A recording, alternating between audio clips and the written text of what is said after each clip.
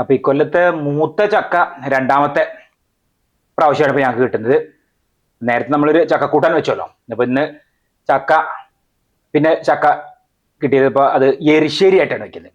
അപ്പൊ എന്താ വെച്ചാല് ചക്കയുണ്ട്, പിന്നെ നമുക്ക് ചക്ക കൂട്ടാൻ എരിശ്ശേരി, പിന്നെ പഴുത്തതാണെങ്കിൽ പഴുത്ത ചക്ക കൊണ്ട് ഉണ്ടാക്കുന്ന അങ്ങനെയുള്ള കാര്യങ്ങളൊക്കെ ആയിട്ട് ചക്ക നല്ലതാണ്. എന്തിനും ചക്കയുണ്ട് ഒരുപാട് വിഭവങ്ങൾ ഉണ്ടാക്കാൻ പറ്റും. അപ്പൊ നമ്മളിപ്പോ ഇന്ന് ഈ ചക്ക എരിശ്ശേരി മാത്രമാണ് ഊണിനുണ്ടാക്കുന്നത്. വേറെ ഒഴിച്ചേറിയും കാര്യങ്ങളൊന്നുമില്ല. ഇന്നത്തെ നമ്മളെ സ്പെഷ്യൽ എന്ന് പറഞ്ഞാൽ ഈ എരിശ്ശേരിയാണ്. അപ്പോൾ നമ്മൾ ഇന്നത്തെ വീഡിയോ ഇവിടെ ആരംഭിക്കായി. നമ്മളെ വി സുധിരാജൻ യൂട്യൂബ് ചാനലിലേക്ക് എല്ലാവർക്കും സ്വാഗതം. അപ്പം ഇനി ഏതായാലും ചക്ക നമുക്ക് ഒരു പാകം വലുപ്പത്തിലുള്ള ഇതൊരു പകുതി കഷ്ണമാണ്, അതൊന്ന് മുറിച്ച് ഒക്കെ ഞാൻ അത് റെഡിയാക്കാം. അത് കുറച്ച് നേരത്തെ പണിയുണ്ടത്.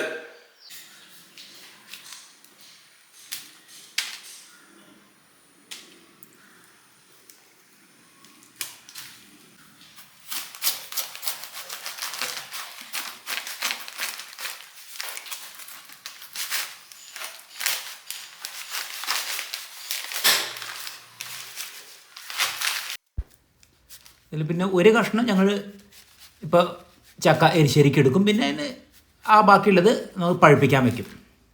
അതിനെ പഴുത്തിട്ട് കഴിക്കാച്ചിട്ടാണ്. ഞങ്ങൾക്കിത് മതി, ഈ ഒരു ഇത്ര തന്നെ മതി ഞങ്ങൾക്കുള്ളതിന്. അപ്പോൾ ചുളയൊക്കെ ഞാൻ പറിച്ചു കൊടുക്കട്ടെ. ഇതാ ഒക്കെ ചുളയൊക്കെ പറിച്ചെടുത്തു. ഇനിയിപ്പോൾ അമ്മ അരിഞ്ഞോളും. അരിയൽ അമ്മയാണ്.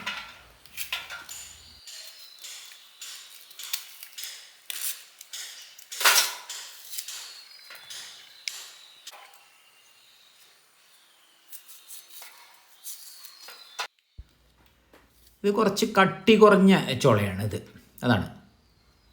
അപ്പോൾ എളുപ്പം വേവും. പിന്നെ ഓരോ ചുള അങ്ങനെയാണല്ലോ. ചിലത് ഇപ്പോൾ ഞങ്ങൾ 3-4 ദിവസം മുമ്പ് പിന്നെ ഉണ്ടാക്കിയത് അത് കുറച്ച് നല്ല കട്ടിയുള്ള ചുളയാണ്. ഇത് അധികം കട്ടില്ല. അപ്പം ഏതായാലും നമുക്ക് ചക്ക എരിശ്ശേരിയാണ്. നല്ല രസമാണ് ചക്ക എരിശ്ശേരി. സാധാരണ നമ്മൾ ചക്ക കൂട്ടാനായിട്ട് വയ്ക്കും. ഇത് പിന്നെ നമ്മൾ തേങ്ങയൊക്കെ വറുത്തിട്ടിട്ട്, അപ്പോൾ അതുകൊണ്ട് ഇന്നിപ്പോൾ അങ്ങനെ ആക്കി. നല്ല രസമാണ്. ചക്കക്കുരു അത് 2 അതിൽ ഇടാം. നമ്മളിന്ന് ചട്ടിയിലാണ് വെക്കുന്നത്, മൺചട്ടിയിൽ.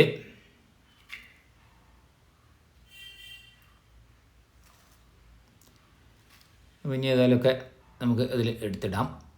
ഇനി വല്ലതും ചെറുതാക്കാണ്ടെങ്കിലൊക്കെ ഒന്ന് ചെറുതാക്കി കൊടുക്കാം. അതിലും ഉണ്ടാവില്ല. കമ്മ ശരിക്കും തന്നെ അരിഞ്ഞിട്ടുണ്ട്. ഇനിയിപ്പോൾ ഏതായാലും നമുക്ക് അതിലേക്ക് മുളക് പൊടി, മഞ്ഞൾപ്പൊടി, പിന്നെ ഉപ്പ് അത് ചേർക്കാം. പിന്നെ പാകത്തിന് വെള്ളം, അധികം വേണ്ട, പാകത്തിന്. എന്നിട്ടിത് വേവണം. അപ്പോൾ അതവിടെ വേവട്ടെ. നമുക്ക് ഇനി അതിലേക്ക് അരയ്ക്കാനുള്ള തേങ്ങ ചിരകി വെച്ചു. ചെറിയ ജീരകം, പിന്നെ നമ്മൾ അതിൽ വെളുത്തുള്ളി അത് ചേർത്ത് അവിടെ അരച്ച് വെച്ചു. നമ്മൾ പിന്നെ ബാക്കിയുള്ള ആ ഒരു ഇതൊക്കെ ചക്കക്കുരു ഒക്കെ എടുത്ത് വയ്ക്കുന്നുണ്ട്. ഇനിയിപ്പോൾ കറിയൊക്കെ ഉണ്ടാക്കുമ്പോൾ അതിലേക്ക് കൂട്ടാലോ. ഇപ്പോൾ അത്യാവശ്യം വെന്ത് വരുന്നുണ്ട്. ഇപ്പോൾ അത്യാവശ്യം നല്ല പോലെ തന്നെ വെന്തിട്ടുണ്ട്. വെള്ളമൊക്കെ പാകത്തിനായി. നമ്മൾ അരച്ച് വെച്ചത് അത് ചേർക്കാം. ഇപ്പോൾ കണ്ടില്ലേ.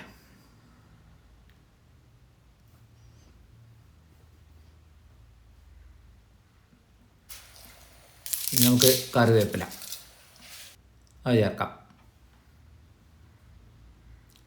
പാകമാണ്. ഞങ്ങൾക്ക് 2 പേർക്കുള്ള ആ ഒരു ഇതിന് തന്നെ ഉള്ളൂ. അപ്പോൾ ഒരു മുറി അവിടെ ഒരു കഷ്ണം അവിടെ മാറ്റി വെച്ചത്. ഇനിയിപ്പോൾ നമുക്ക് വറവിടണം. കറിവേപ്പില, അതുപോലെ വറ്റൽമുളക്, തേങ്ങ ചിരവിയത് അവിടെ ഉണ്ട്. ഇനി വെളിച്ചെണ്ണ ഒഴിക്കാം. ഇനി കടുക് അതിടാം. കടുക് ഒന്നുണ്ട് പൊട്ടി വരുന്നതോട് കൂടി തന്നെ നമുക്ക് വറ്റൽമുളക് അത് ചേർക്കാം. ഇനി തേങ്ങ ചിരവിയത് പാകത്തിനുള്ള കുറച്ച്, അതാണ് നമ്മളിനി അതൊന്ന് നന്നാക്കി മൂപ്പിച്ചെടുക്കാം.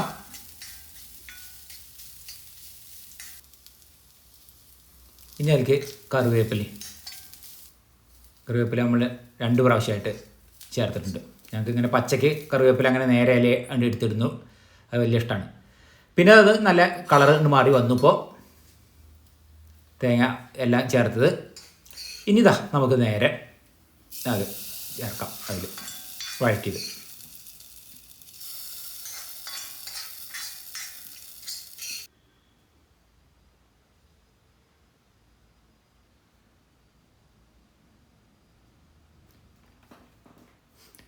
അപ്പം നമ്മൾ ചക്കരിശ്ശേരി ഇവിടെ റെഡി. പിന്നെ ഇപ്പം എന്താ നമുക്ക് കാര്യമായിട്ട് നമ്മളെ പ്രധാനപ്പെട്ട പപ്പടം കാച്ചിയത് അതിവിടെ കാച്ചി വെച്ചു. അപ്പോൾ നമ്മൾ ചക്കരിശ്ശേരി ഇവിടെ ആയി. ഇനിയിപ്പോൾ ഒന്നുമില്ല. ഇന്നിപ്പോൾ നമുക്ക് ഈ ചോറിന് ചക്കരിശ്ശേരി മാത്രമേ ഉള്ളൂ. ഇന്ന് വേറെ നമ്മൾ ഒഴിച്ച് കറി മറ്റ് തോരൻ അങ്ങനത്തെ കാര്യങ്ങളൊന്നുമില്ല. ഇന്ന് ഈ എരിശ്ശേരി മാത്രം. അപ്പം ഇനി ഊണ് കഴിക്കലേ ഉള്ളൂ. 12 മണി ആവട്ടെ. അപ്പോൾ ഏതായാലും ഊണ് കഴിക്കായി. അമ്മയ്ക്ക് ചോറ് കൊടുക്കാം.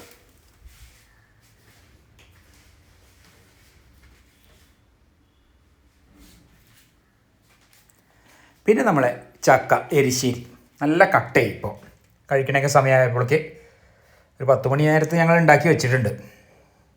ഇപ്പോൾ 12 മണിയായില്ലേ. പിന്നെ നാരങ്ങ അച്ചാർ നമ്മളെ പതിവ് പപ്പടം കാച്ചിയത്. അപ്പോൾ നമ്മൾക്ക് ഒഴിച്ച് കറി അതുപോലെ തോരൻ മെഴുക്ക് വരട്ടി അങ്ങനത്തെ കാര്യങ്ങളൊന്നുമില്ല. എന്നാലും ഇത് മതി, എരിശ്ശേരി മതി.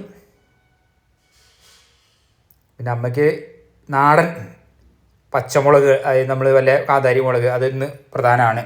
ഇപ്പം ഇന്ന് കയ്യിലുണ്ട് ഒന്ന്.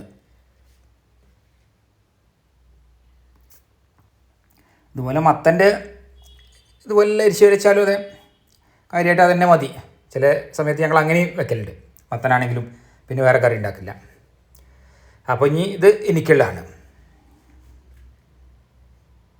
ഞാനേതായാലും കഴിക്കട്ടെ.